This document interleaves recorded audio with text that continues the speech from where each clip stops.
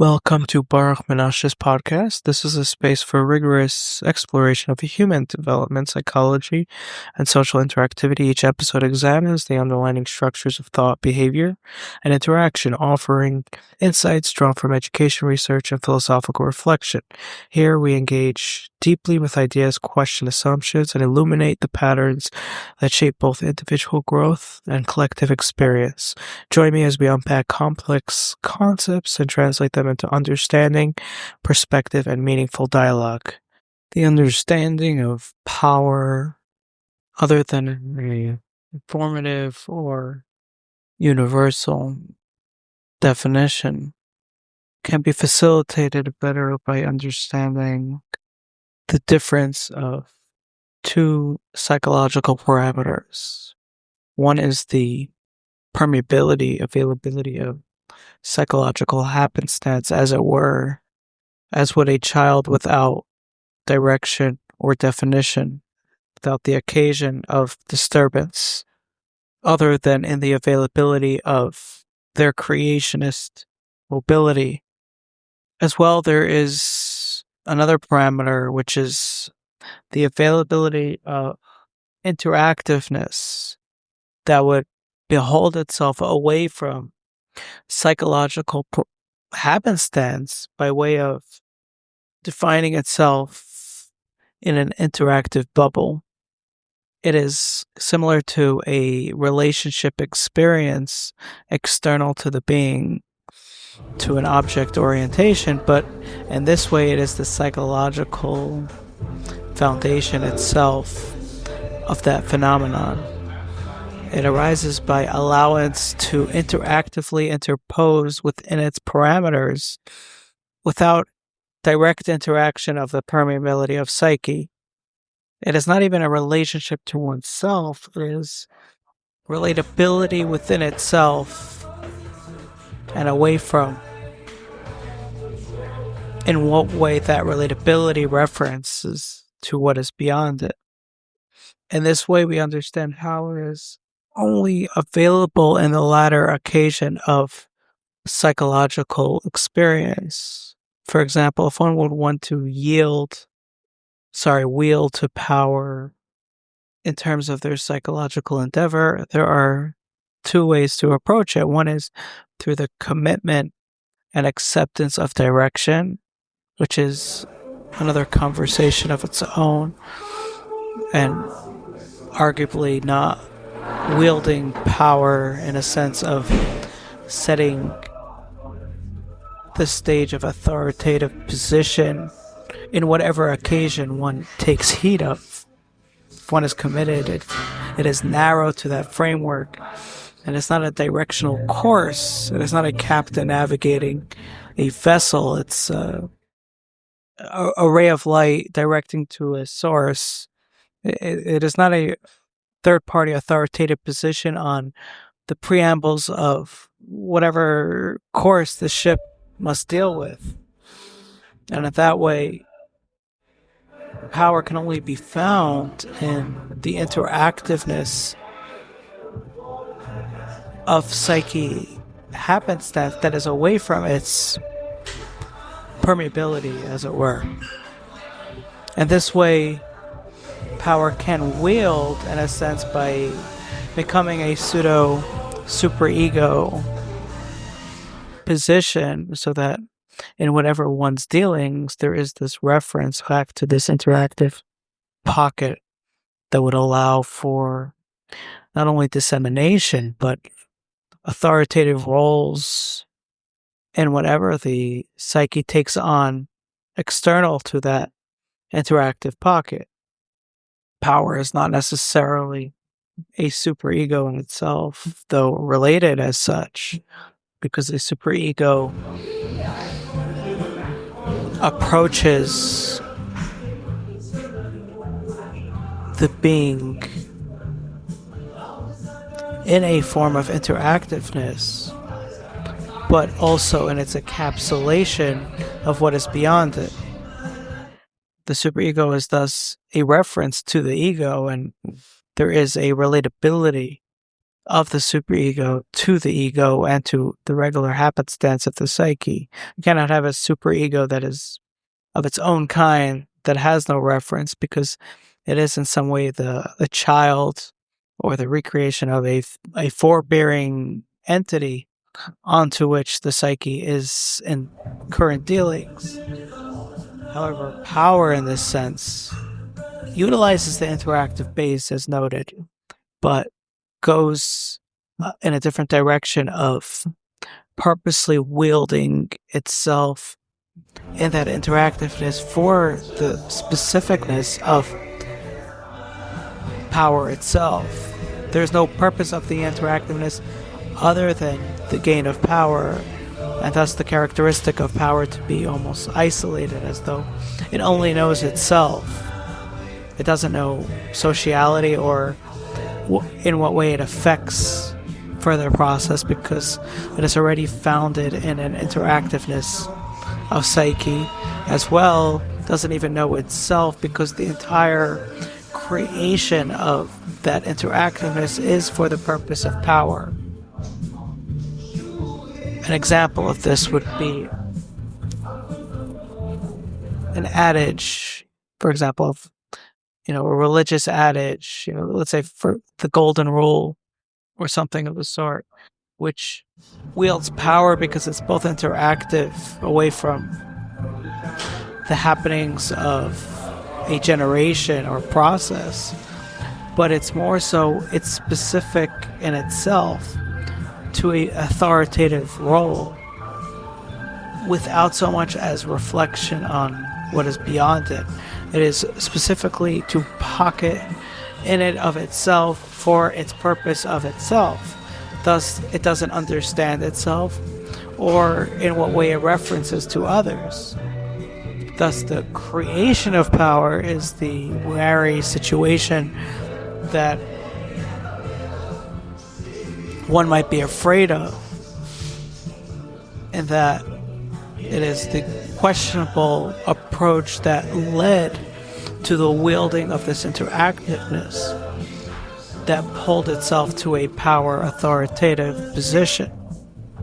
If it is developed according to a necessary notion in one's regard of further systems and affairs, then it is only so much as a serving superego.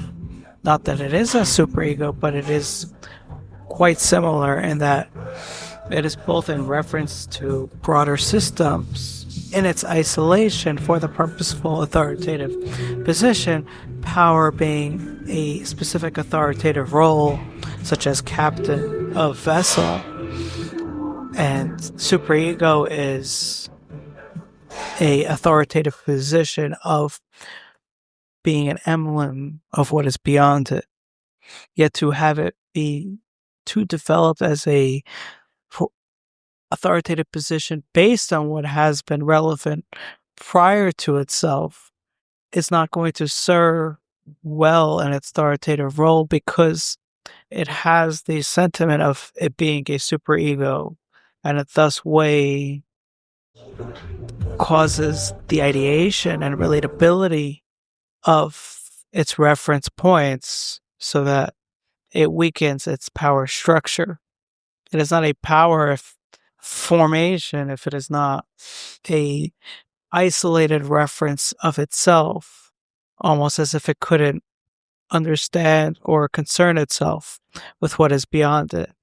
Once it has some sentimental noticeability of its connection to its broader scheme, then it finds itself weakened as a power structure. More so, one will realign themselves to the superego reference, that is, to interpose oneself into authoritative role based on external happenstance rather than the constitution of power for itself, and in that way loses power for its role. This is why the critique of power does little to impose itself upon power, because what is lacking self-identity self-awareness or reference to what is beyond it is also not going to be available to critique. It is already the occasion that once power wields itself, it is beyond availability of interaction or direction. This is not problematic in itself because that is the very nature of power. And it is purposeful in that it is an authoritative position that has a constitution of its own. So that if worthwhile of such a constitution as well as its authoritative position, then it leads to development external to it and wields, as it were, social reference that allows for continuity.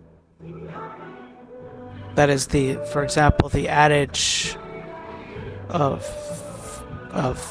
a religion, for example, is going to be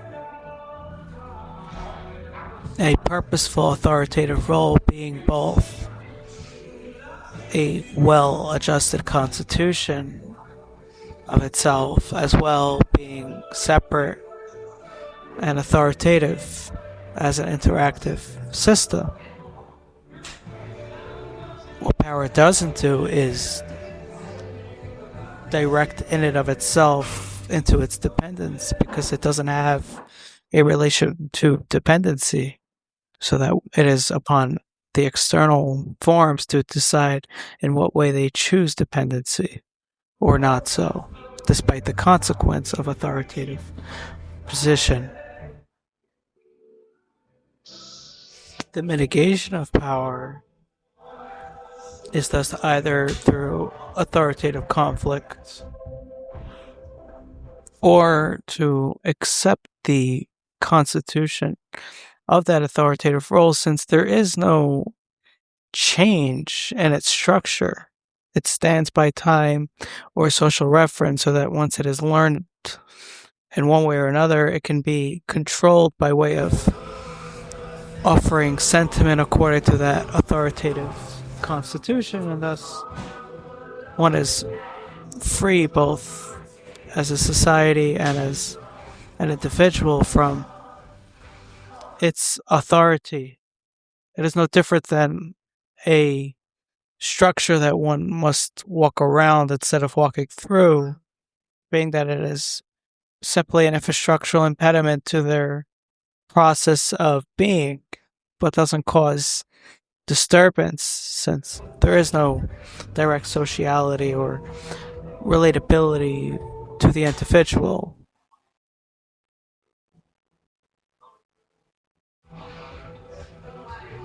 Of course, that authority and its constitution can be directed in a material consequence, but that is not because it has relatability to its materiality, but only because it is expanding as its constitution, in which the material counterpoint could not follow its constitutional parameter or reference.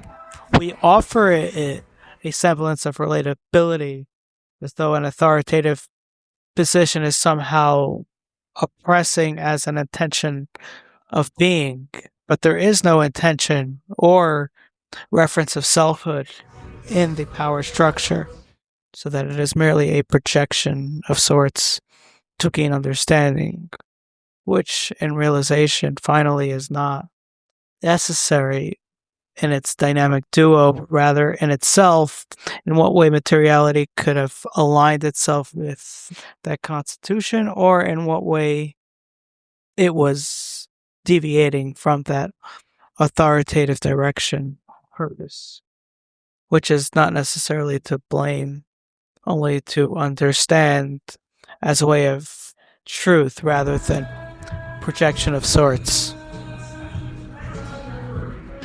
Interestingly enough, power itself has no social reference, so that It is not the cause of any direction or manifestation of social systems.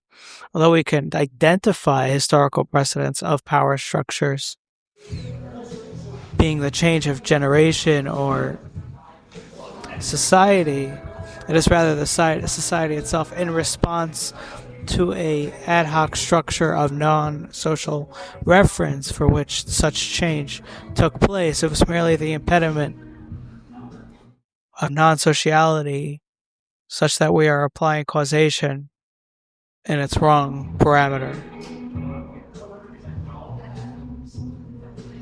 If, for example, a society had